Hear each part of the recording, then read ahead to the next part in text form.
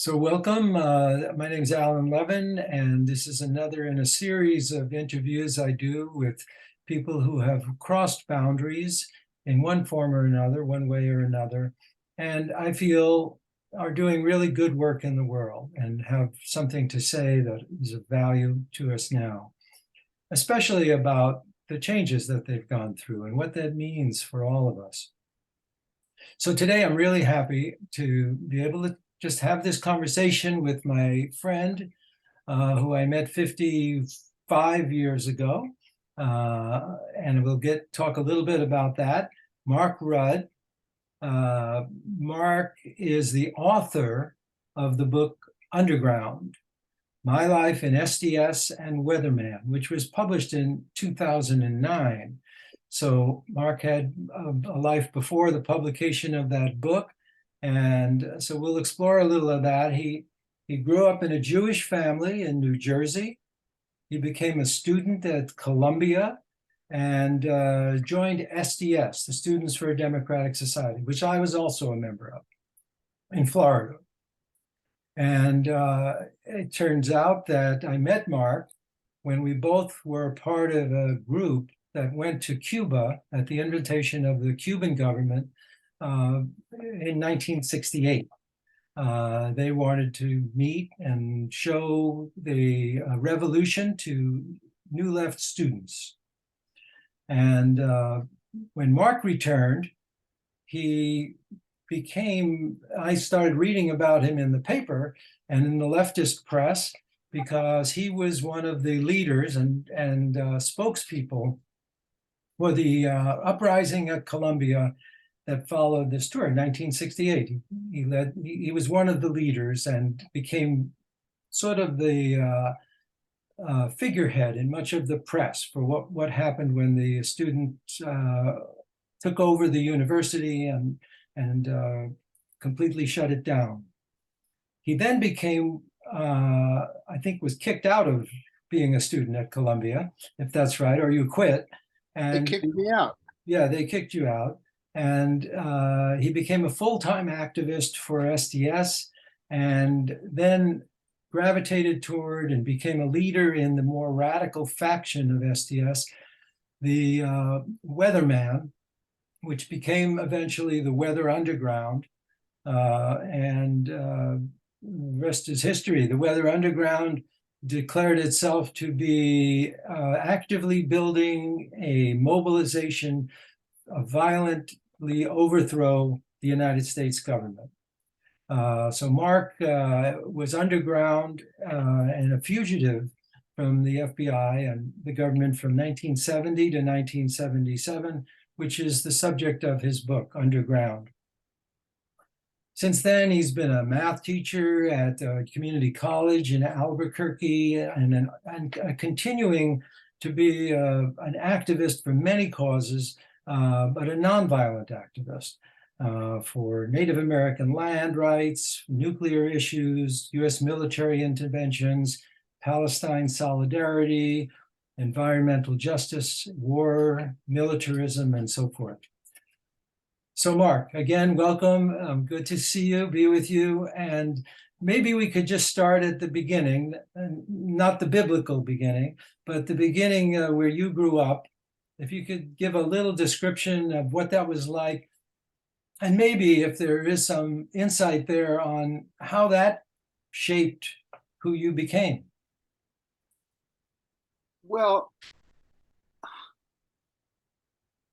I'm thinking about time constraints. Yeah, keep it kind of brief because we got a lot of territory to cover. I have thought about the question of why I was drawn to organizing. Incidentally, I don't consider myself an activist. I don't particularly like the word. They used to call us mindless activists. The administration, Yeah, Columbia, and a lot of others called us mindless activists. right. And I prefer the old term organizer, Okay. because that to me implies strategy. and activism may or may not involve strategy. It may involve merely self-expression, but that in itself is a long discussion. Good But point.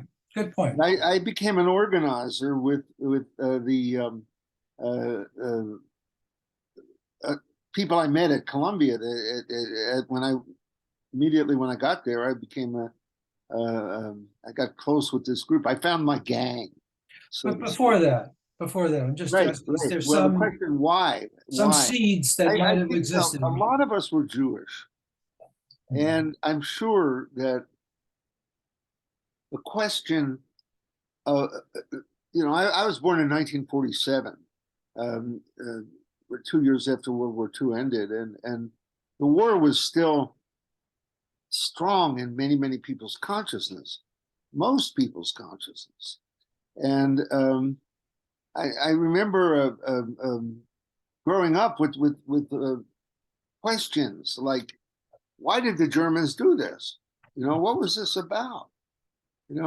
And there was even a metaphor at the time, to be a good German. To Mhm. be a good German, I don't think it exists anymore in the language. Yeah. But at that time, pretty much everybody knew the term a good German. A good German was somebody who followed along and pretended not to see what was happening. Right. So when I became growing up, it was very hard to ignore the civil rights movement in the South. You know, 1954, I was just 7 years old, and that's when Montgomery jumped off, and uh,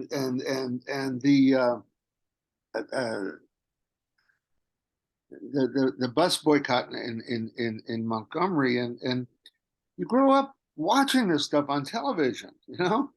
And I grew up Was in your a family, when your family would react to these things in the news, would they, not particularly. no? I did not come from a political family, but um, I grew up in a contiguous suburb of Newark, New Jersey, during the time when Newark was becoming a mostly all Black and Latino city. So 150,000 Jews and a comparable number of Italians picked up and left the Right. city. And so the in other words, white flight. I grew up in the midst of white flight to an all-white suburb. My suburb, contiguous with the border of Newark, Right. the high school had 2,400 kids in it, of whom 8 were Black. So I grew up with de facto segregation, and the contradiction struck me very strongly. Also, the contradiction between rich and poor. But I you didn't did, but get it. but I just want to just double check. Did any of that sense of it being a contradiction come from your family and your parents, your history of Jewish people, or somehow do you relate it to that? Because That's a not good question. everybody related to it that way, right? I think it came from my thinking about the Holocaust and World War II, Uh-huh. and what was that about? I always wondered, what were the Germans up to? Yeah. And clearly racism and military aggression were at the center of it. I had no analysis of fascism, of course, but I always knew. I mean, I had relatives with tattoos, right? And my father had been born in Poland in a village that I later learned, when the Germans got there in 1939, the first thing they did was round up 2,000 Jews and murder them with bullets. They didn't bother, Yeah. But I later found that out. But So it I sounds was like aware. it I'm sounds sorry. like you arrived then at Columbia already having a sensitivity to these questions, Well, you maybe asked a even a question before about motivation. my childhood. Yes, but there were so many. There were other factors. Um, I it's sort of. I feel very much like I and millions of other people were riding a kind of a tsunami that was happening. I'll give you another factor that had very little to do with Columbia, and yet it had a lot to do with my thinking before Columbia, which was the folk song movement. Mhm. What was the folk song movement? It was um, pushed by the Communist Party. Uh-huh. Literally, you know And that. Pete Some of Seeger your and Woody Guthrie and viewers may not know that, but Pete Seeger and Woody Guthrie and Hootie Ledbetter and the appreciation of labor songs and the appreciation of songs about the Spanish Civil War. This was an important cultural trend, a kind of a wave that I rode, and millions of others did, including absolutely. crossover Me too. into including crossover into popular culture. You know, and the fact that the blues became available through rock and roll to to millions of young people. These were cultural phenomena, and that almost everybody of my age cohort, everybody growing up at that time, knew. So I don't consider myself that different from a hell of a lot of other people, Yeah. and that later became reflected in the fact that millions of people joined the anti-war movement. Mhm.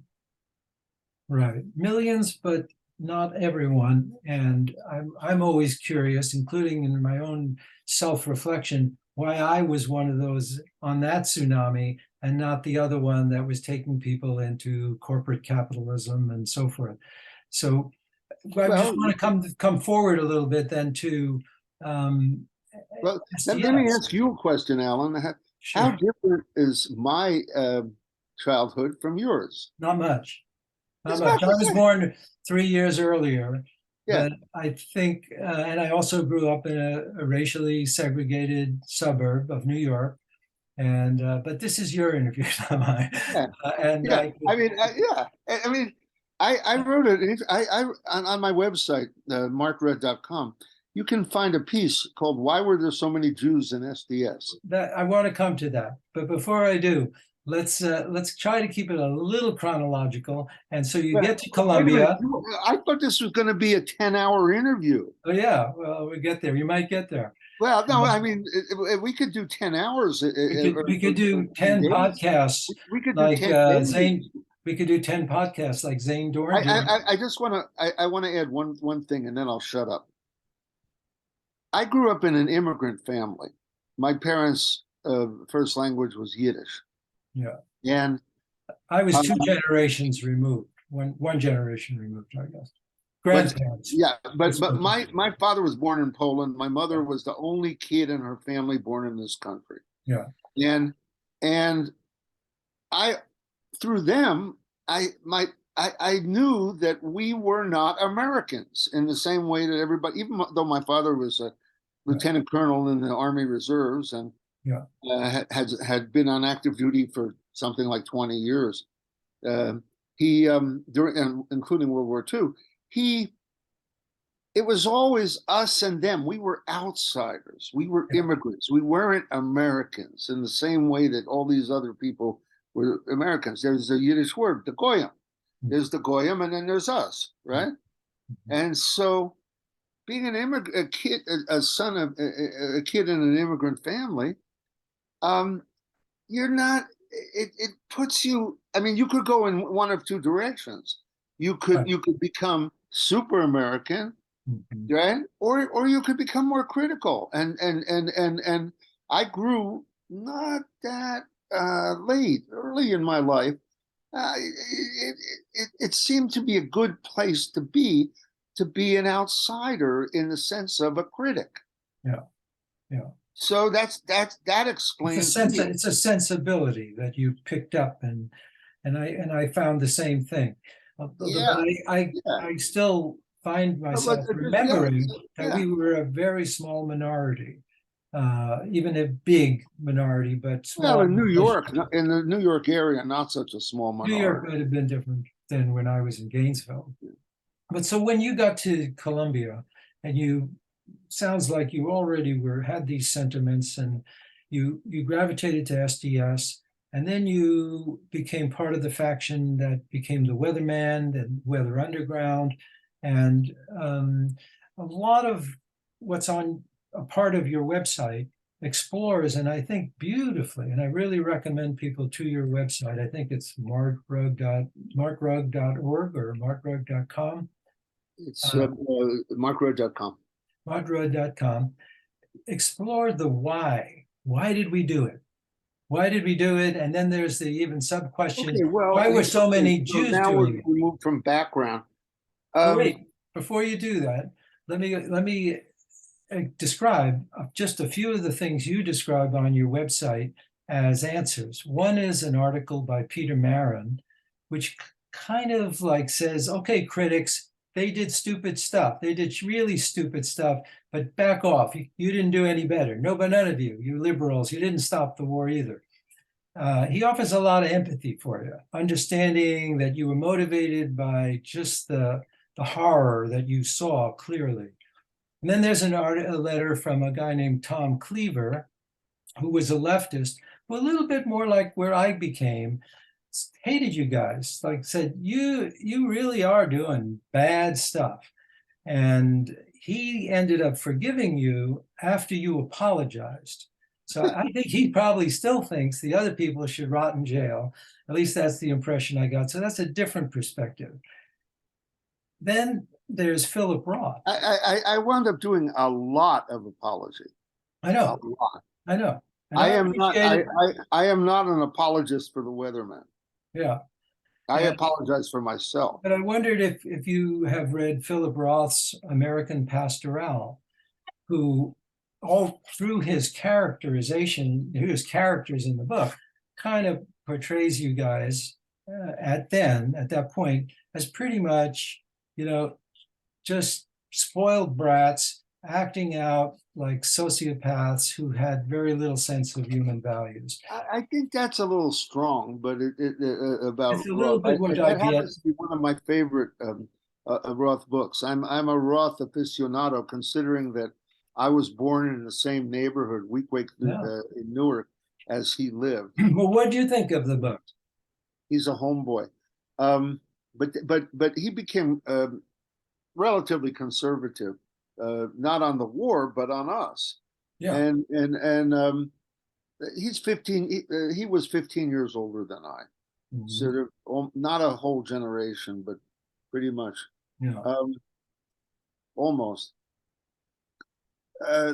Okay, how to get into Roth? Let's see. Well, I brought it up. Yeah, a lot of people were smarter than I was, and realized that the weatherman was gonna be a disaster. Yeah. Well, this is where it comes to And I your honor those perspective. people. I honor those people. You what? I honor those people who realized Yeah. that we were going down the wrong path. Yeah. They were there and we didn't listen, or some of us didn't listen. You mentioned in one of your writings that one of the only people who really greeted you on coming out when you came out from underground was Dave Dellinger. Yeah. And, you know, it made me think. I remember Dave Dellinger too. And he was like just an embodiment of what a peace activist could be if they embraced nonviolence. And there was A.J. Musty and other people. They were around and we didn't listen to them. Well, a lot of people did. A lot of people did. And Yeah, so yeah. that's where it comes down to, why didn't you? And you have some beautiful soul searching that you did I, I, in I your think, review of the film Weather Underground. of all the formative experiences, I think that trip to Cuba where we met in February of 1968 probably sealed my fate in a certain way. I became a member of the cult of Che. Right. Yeah. You didn't. I flirted with it. You flirted with it, Yeah. but you didn't go all the way, and that's great. Yeah. And why I went all the way. I mean, that could have something to do with male macho and wanting to prove myself. You know, the cult of Che. I mean, even to this day, if I meet somebody who knows, who understands, I'll say I was a Guevarista. Mm. You know, especially if I meet somebody from Latin America, I can explain. Well, I was a Guevarista, as were millions of people. Yeah. You know, Well, say what you mean by that, because I know what you mean, but I think maybe a lot of people don't know what well, the cult of Che is, what it represents. the Cuban Revolution, 1959, had captured the um, imagination of millions of people around the world. In fact, there are still people who believe very strongly in that revolution. And it was done through armed struggle, meaning guerrilla warfare. But not wholly, but not wholly.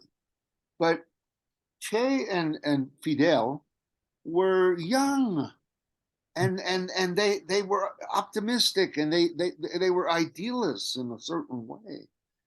Che especially put forward the idea of creating the new socialist man, Yeah. right?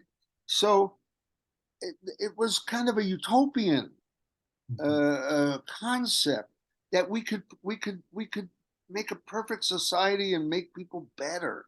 I mean, it from the point of view now of being 75 and a half years old, and and all uh, the problems and the betrayals and the reverses that came up along the way, utopianism doesn't seem very attractive to me at the moment. I don't know about you, but so I don't. But as a kid, you're drawn to utopianism. That's why, for example, anarchism in this country had a slight revival, which peaked in 2011, Yeah. with Occupy Wall Street, and there's all kinds of, see. Was it a I don't know which utopian way to vision, take this, Alan. Mark? Because Wait a sec. Would you go say on, go on. was it a utopian vision of how a society could be, or Yes, of course. idealization of a way of bringing about that better society, the armed struggle? Everything. Yeah. The works. Because I sometimes It think it had something to do with like a romantic urge in us to identify with a hero. Yeah, people have described, um, in analyzing that trend. A lot of people have used the term now, the cult of the gun, the cult of the gun, The the gun. Yeah. cult of the gun. Yeah. Right? Che was probably the most romantic figure of the era, Yeah. right? And he wrote and spoke continually about the romance of violence. There was even Frantz Fanon, violence as decolonization. I mean, if, how many days do you want to talk about this? We could talk forever. I think that there's a problem. There are many problems. One is male macho, for one thing, but there's other problems. Like, for example, intellectuals believe that their ideas are real. It's a strange notion. That's a But level. and they use we intellectuals, those who create schema in our minds of the way things are going to be or have been, tend to create ideologies. Ideologies are mental constructs. Right. Generally speaking, we we ignore the evidence that they're only mental constructs, Yeah. and they're not real, and we think our ideas are real.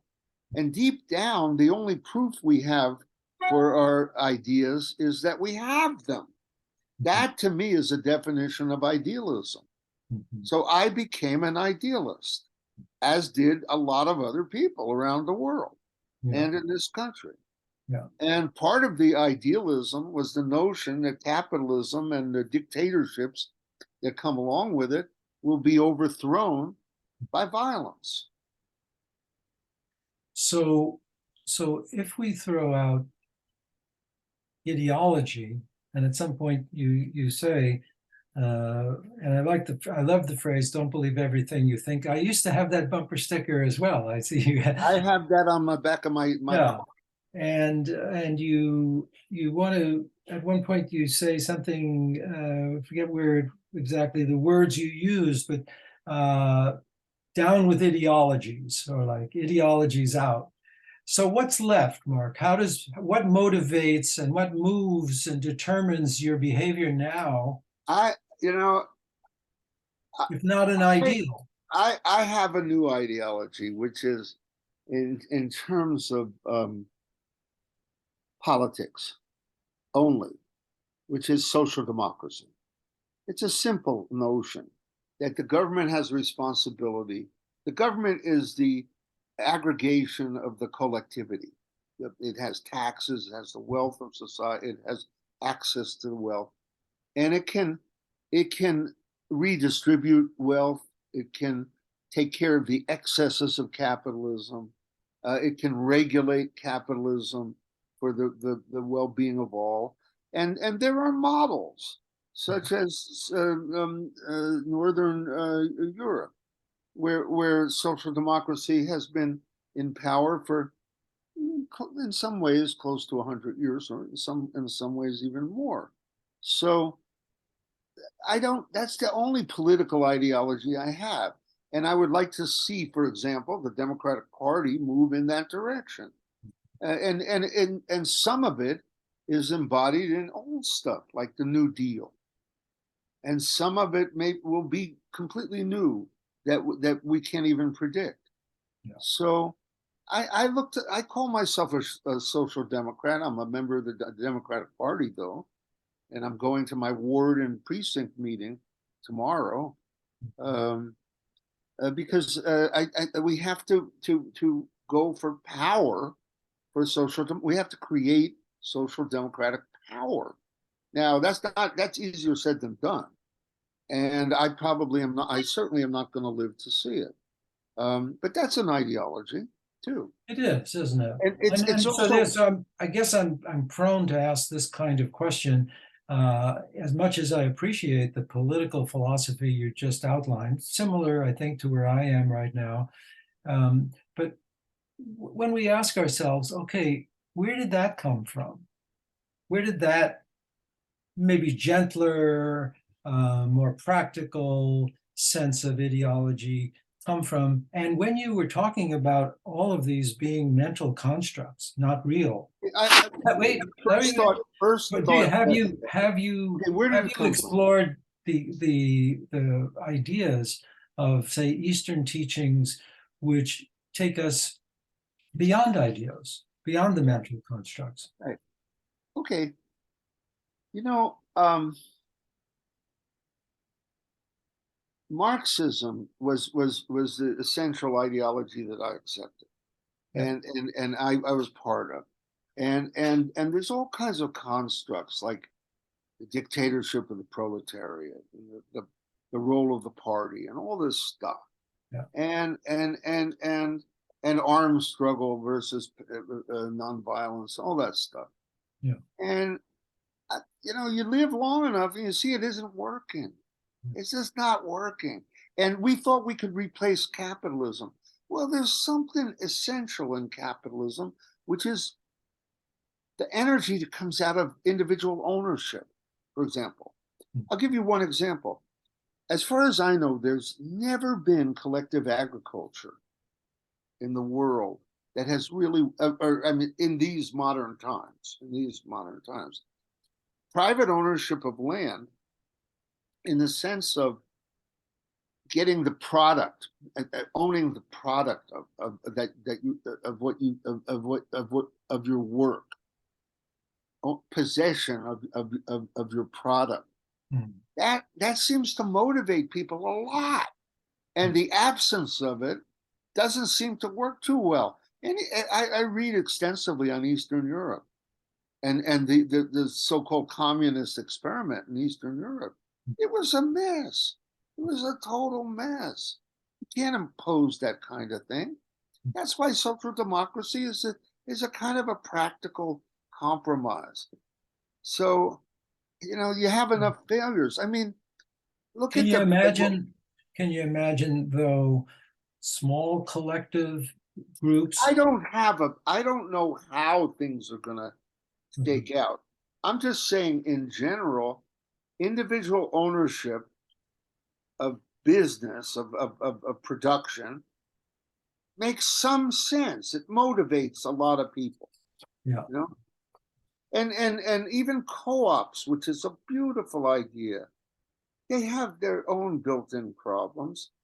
And people, for example, I have a friend who's my age who started an auto repair shop. yeah, He has 12 employees, right? He wanted to retire. So he gathered the employees together and said, why don't you guys take this over? Take this shop over. You will own it. Pay me some, and you'll own it. You can have it. No way. No way. Now they don't like each other. They don't get along. They don't all speak the same language. They don't. It doesn't work. So there had to be some ownership. I don't know. I'm just saying you can have all these wonderful ideas, but some of them work and some don't. yeah, absolutely. You know, And I mean, it, so the so problem is idealism. The yeah, problem of intellectuals is idealism. There are many problems, but that's one problem. yeah.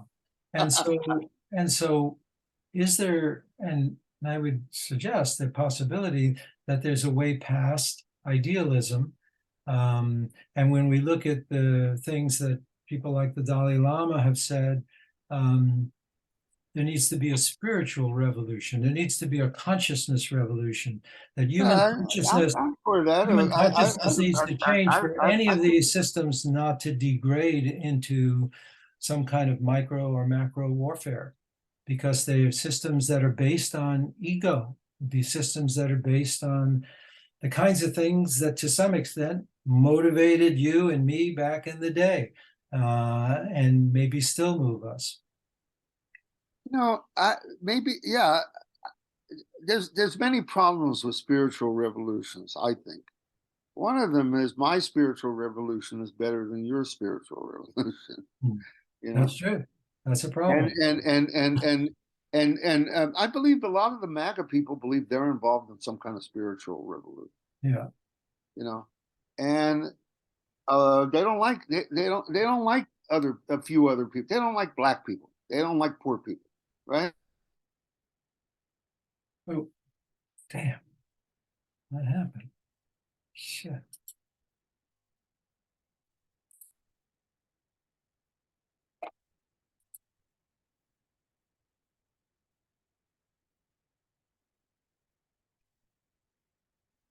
Uh, okay, we're back. We had a little glitch in Yeah, the and I'm plugged computer, in too. and I Yeah, had a where did we leave reaction. off? What was I ranting about? Do you remember what I was ranting about? Let's see. What were you ranting about? Um, I think we were talking about spiritual revolution. And Oh, you said, well, spiritual one person's revolution. spiritual Yeah, revolution is the opposite of mine. yeah. White Christian nationalism is a form of spirituality, I suspect.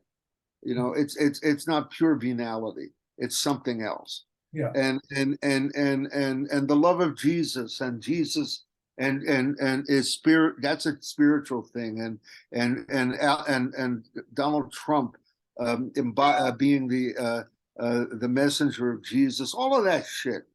That's spirituality. I mean, there's a lot of spirituality. I'm for it all, not the Christian nationalism, but I don't I don't I, I'm a Democrat in the sense of freedom of religion. If you want to believe whatever stupid thing you want to believe, go ahead. Of course, you know. So I don't foresee a major spiritual change on the planet. Uh-huh. Uh, it may happen with a catastrophe. Are you aware? Are you aware that Chomsky and a bunch of his cronies are now discussing something? They've given a name to what they discuss now. It's called collapsist Marxism.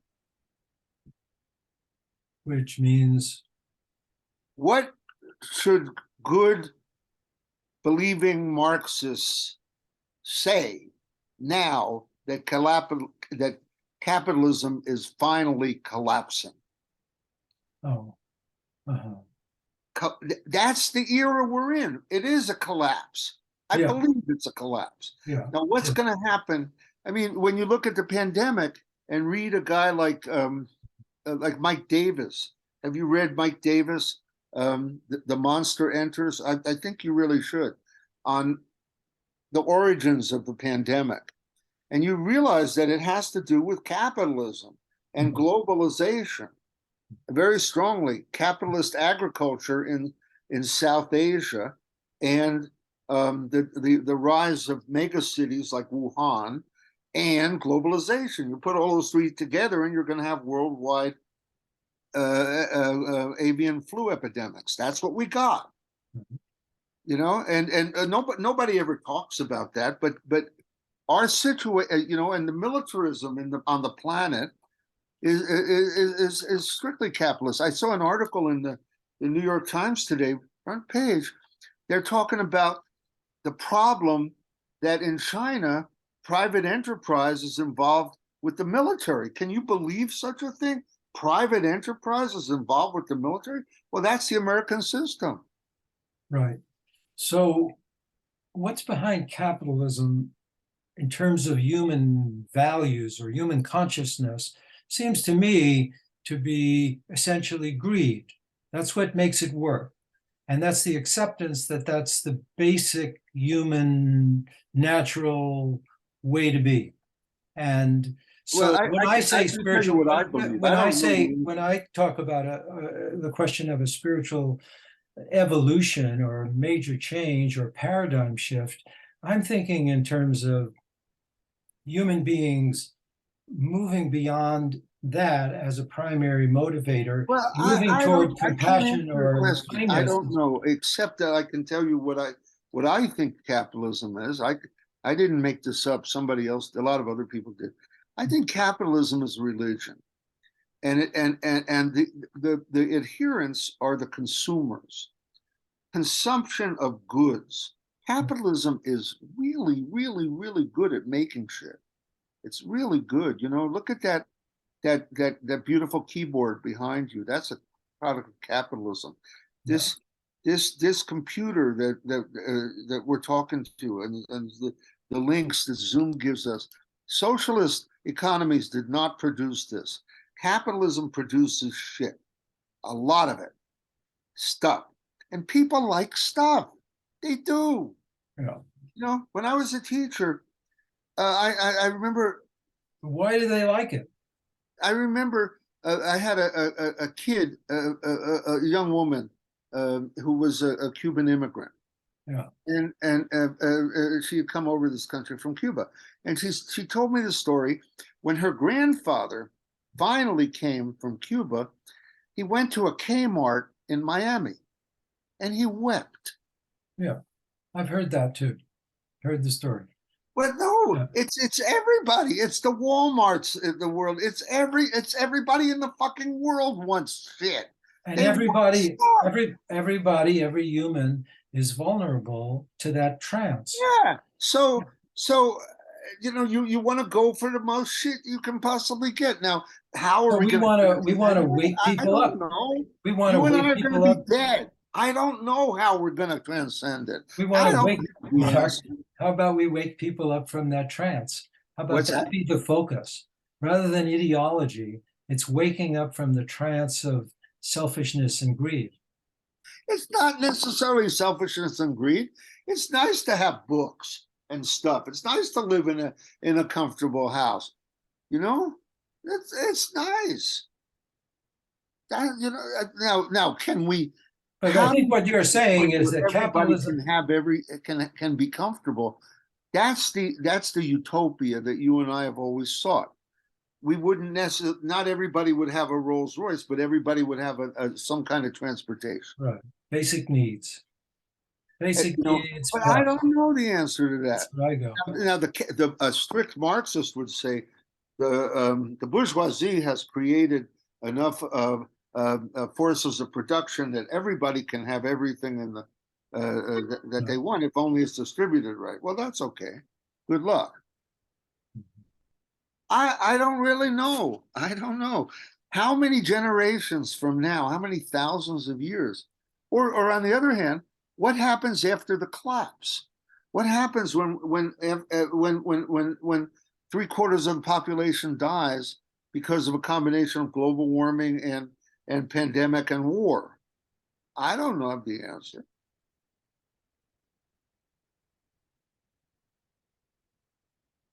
I don't know what the spiritual revolution is, and if I did know, nobody would want to go for my spiritual revolution. What about just a shift toward kindness? What's that? A shift towards kindness, A shift? towards kindness, towards kindness, compassion. I don't know why the concept of compassion has been around a long time. And I don't see societies necessarily. The best I can see is something like social democracy, or it depends on how you define compassion. China, the Chinese Communist Party, in the last 73 years, the Chinese Communist Party has brought more people out of poverty than quicker than any other time in the history of the planet. That means that the Chinese Communist Party is an agent of compassion. Let me quote you on that word, the use of that word. Okay. You say at the end of what I thought of as a very, very profound and meaningful, soul-searching self-reflection about why you did it, why you were in the Weather Underground, what moved you. You say at the end that you finally understand that a core component, if not the only, all those other things you mentioned, macho, the romance of Che, whatever, you say you understood that it was grief at the awareness of what was going on, the violence that was being perpetrated, and that grief is what moved you to even become violent. And you say, I have finally developed a little compassion toward myself. So I think you know the experience of what compassion is, having to do something like mindful acceptance of yourself. And that's what I'm wondering, if that's the revolution now, or the evolution that we're seeking, that more people have that compassion for themselves, forgive themselves, and be able to bring that to other people. What do you think? I think you've thrown me into a briar patch.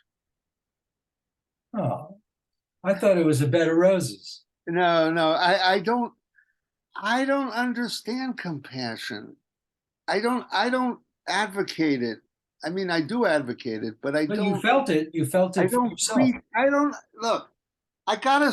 I After I realized that I was complete that the path I had taken was ultimately quite destructive, very destructive. I realized I had it's compassion in that case that you cite, compassion for myself, is very practical. I had the rest of my life to live. I had 2 kids. I had to keep going. So I had to forgive myself. And you did. I think Came to compassion, terms with it. the roots of my compassion are just the practicality of it. I don't understand how people can live in a society where some have and some don't, How can you live with yourself if the line between Newark, New Jersey and Maplewood, New Jersey, the imaginary line, is a line between black and white, rich and poor? I don't get it. I don't get it. I don't know. I don't know how you live with yourself. I don't know how a guy like Trump or the 74 million people who voted for cruelty, how they live with themselves. I compassion. It might be practicality. I don't know. I don't. I have the answer. I was reading about John Fetterman this morning. Poor guy is in the hospital with depression.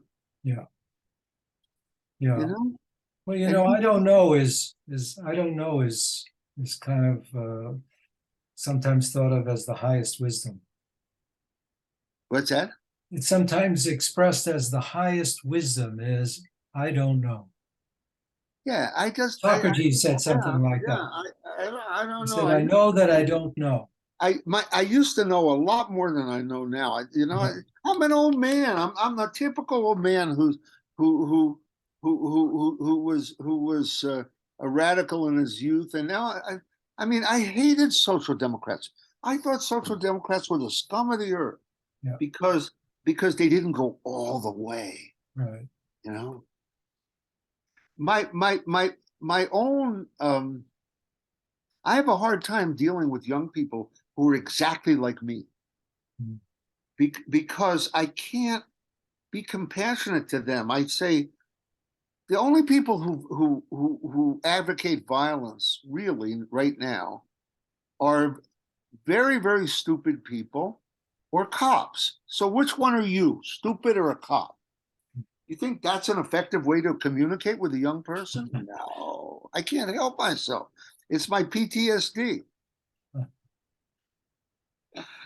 That's great. Well, that's what I love about your writing, Mark, and your expression, which is that it expresses a lot of humility. I'm the crazy I'm the eccentric old Jewish uncle You know, who can make fun of everything, you know. including yourself. Of course, what I mean that's the fun of it, Yeah. you know. I mean, I don't know. I don't know about spiritual revolution, Alan. You know about spiritual revolution. Tell me. Tell me about how we're going to get from where we are now to where we're going to be. Where are we going to do with the 74 million people who voted for cruelty after having seen it for 4 years? You tell me what I feel, what I need to do to accept them. I'm angry. I'm angry at them for being such stupid idiots. They believe Fox News when Fox News tells them an obvious lie that everybody can see is a lie, but they believe it. To me, that's stupidity. I hate stupidity. I am not compassionate to stupid people. I'm not. You want me to answer that question? Yes. As best I can, of course, you know, which is not I know. the I'll absolute shut up. truth I want you to tell me from about Mount Sinai. I can't for give these you the, stupid idiots who are in power. yeah. You know, tell me about Um, Lauren Boebert. Why should I love Lauren Boebert? mhm. Well, one thing that I've learned from the people at Braver Angels, the group that tries to help uh, reds and blues, conservatives and progressives be able to not be hateful and violent with each other, is the ability to listen, to allow another person to finish what they're saying, and before actually speaking, and even while they're speaking, not trying to figure out what you're going to say next. It's rather listen with curiosity and openness. What does this manifestation of whatever it is that makes a human being have to say? What's going on in their head? And if we really want to know what's going on in the heart and mind of a conservative person, we got to be able to listen to what they're actually saying Have you been and able to do it? have the kind of empathy that you had for yourself when you realized how you did those stupid things. That would be my first answer to your question. Well, hold on. I have a question. Have you been able to do that? Sometimes, You have. sometimes. What if somebody tells you, It's work. It's work. It has to be work that I consciously do on myself. how do you do it? Well, you want to do a podcast interviewing me? I would say know. I think of it as a spiritual practice. But yes, that's your strategy. It But takes me out of that mind game. It takes me out of the mental constructs that make me hate this person.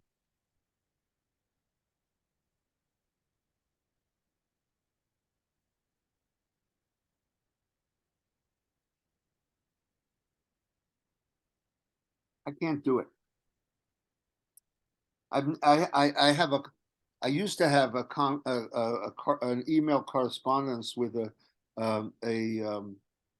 minister in Connecticut who's a MAGA minister. He Yeah. loves Jesus.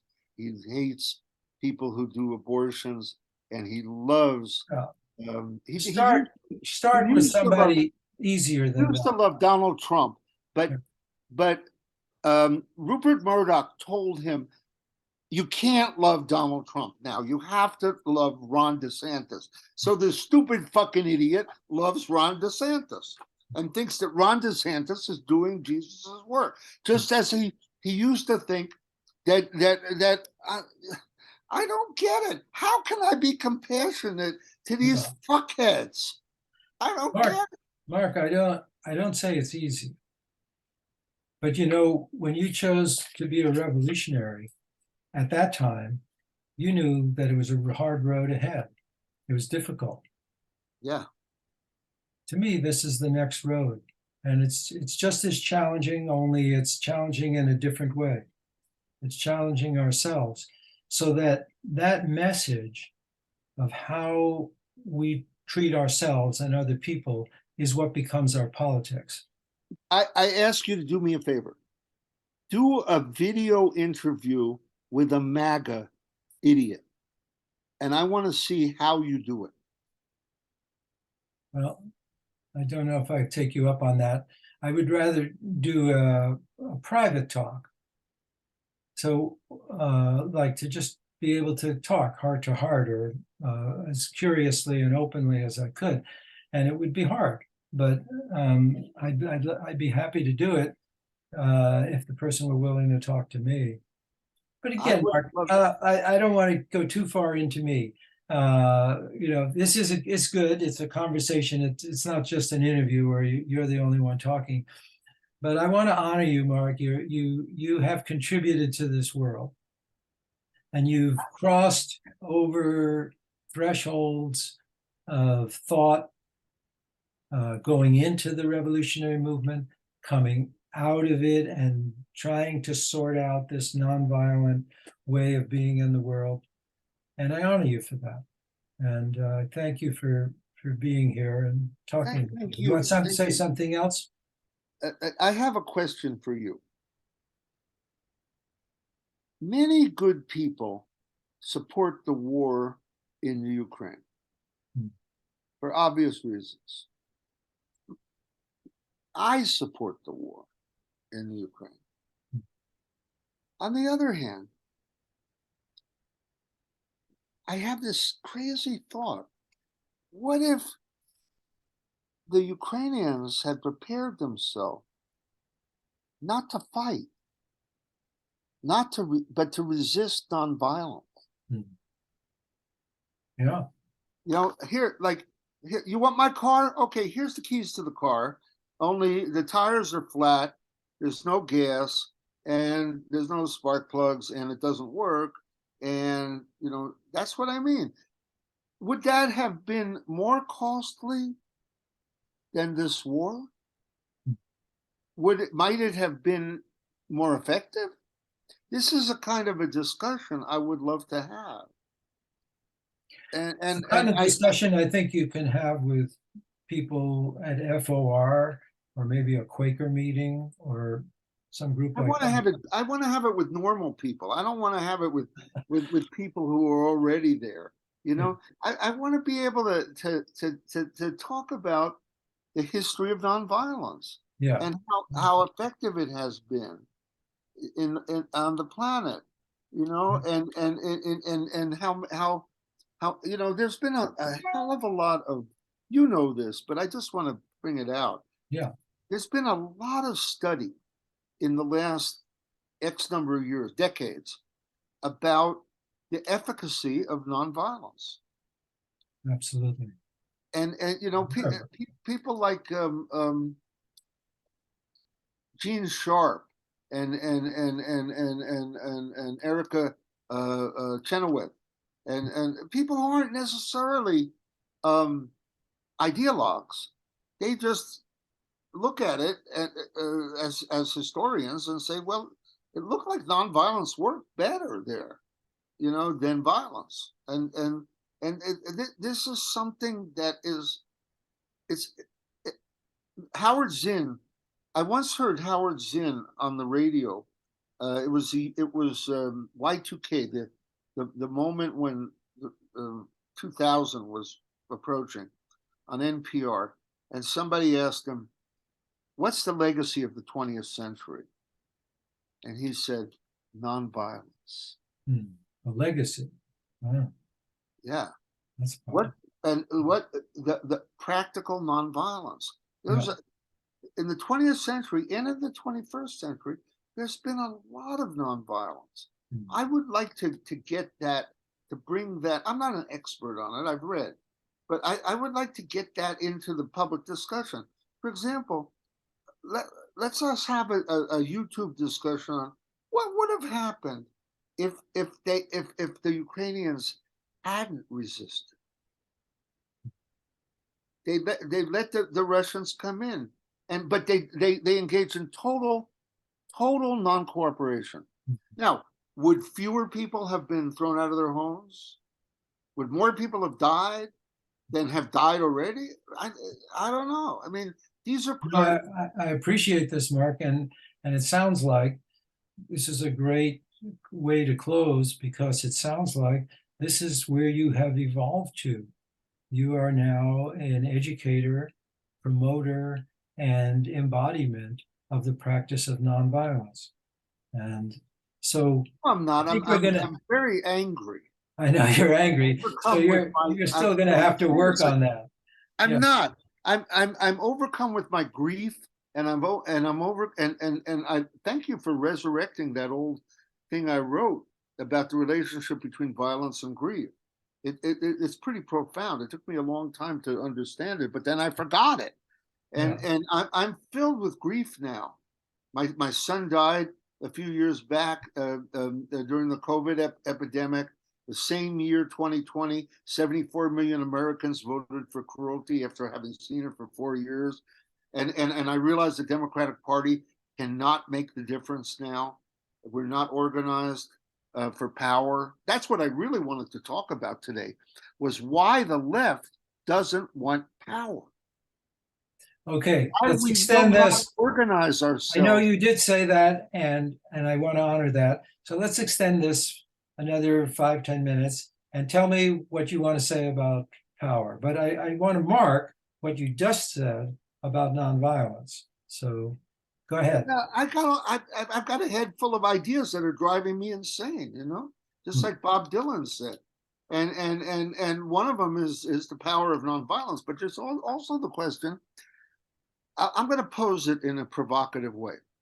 There's some really dumb people in the world who believe that capitalism, that free markets will solve all problems, and they also they're incredibly stupid people. But those stupid people figured out that they needed to organize to gain power over the government. And they spent decades doing what they needed to do to get there. And they got there. Their strategy was to build a mass movement on the outside, build a mass movement against abortion, build a mass movement for guns. They had a strategy. And then the next part of the strategy was, let's take over the party closest to us, and we'll gain power through that structure called the Republican Party. Then they went and did it. Now, that's one group of people. Then there's this other people who are really smart people like you and me. And we're on the outside, and we have all these wonderful ideas, and none of us, or a very small number of people of us, have gone into that Democratic Party and taken it over and made it the vehicle to gain power. In fact, in my Democratic Party in New Mexico, there are almost no young people, none at all. It's totally sclerotic. And the idea of power is anathema to It's most like churches. No young people. So how did it come to be that these really stupid people got power and the really smart people like you and me are on the outside picking our noses? So do you have an answer for that? No, I have only the question. Okay. All right. We've accepted our powerlessness. Yeah. We don't have a strategy for power. They had a strategy for power and they got it. And it wasn't, the difference wasn't money. We got plenty of money. When Bernie ran for president, he was able to get all the money he needed. He squandered it just like the other Democrats. They squandered it on high-priced consultants.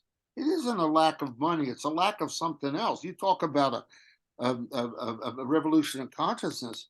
We need power. I want power before I die. Well, it ain't going to happen. Okay, Mark, we're going to have to close. And because I have the power of the record button. Alan, I love you so fun. dearly. Every time we come together, we have a great time. Yeah. And I remember when I visited you in Nyack, and all those great young people that are around there with you. I just love hanging out with you. I wish we didn't live 2,000 miles away apart. Me too. All right, brother. We will be in touch. Okay.